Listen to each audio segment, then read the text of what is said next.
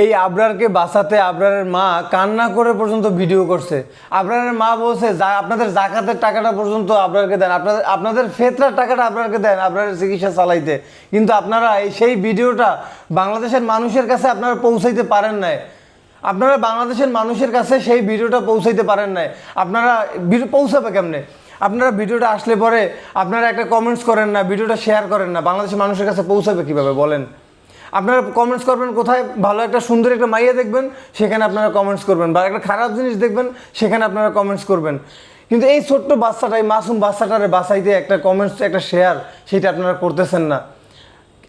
আপনাদের বিবেকবোধ আজকে এতটাই নিচে নেমে গেছে, আপনাদের বিবেকবোধ আজকে এতটাই নিচে নেমে গেছে।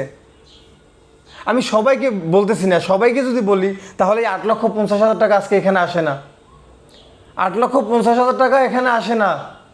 এই আবরারে চায়নাতে পাঠাতে হলে উন্নত চিকিৎসার জন্য সেখানে শুধু হসপিটালেই দিতে হবে 18 লক্ষ টাকা।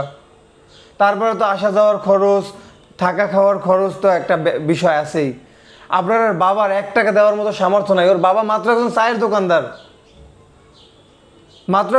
দোকানদার, তার পক্ষে সম্ভব না। তার মা কান্না করে পর্যন্ত বলছে আপনাদের জাকাতের টাকাটা দেন। একজন মা তার বাচ্চার চিকিৎসার জন্য কখন কান্না করে বলে আপনার জাকাতের টাকাটা আপনি দেন, আপনার ফেতরার টাকাটা আপনি দেন? কতটা অসহায় হইলে সেই কথাটা বলে। আজকে এরকম করে আমি কথা বলতে চাই নাই, সরি টু সে। একজন মায়ের আর্তনাদ দেখে, একটা বাচ্চার কষ্ট দেখে এই কথাগুলো বলতে আমি বাধ্য হয়েছি। আপনার কাছে রিকোয়েস্ট, আপনি ভিডিওটা একটু শেয়ার করে দেন।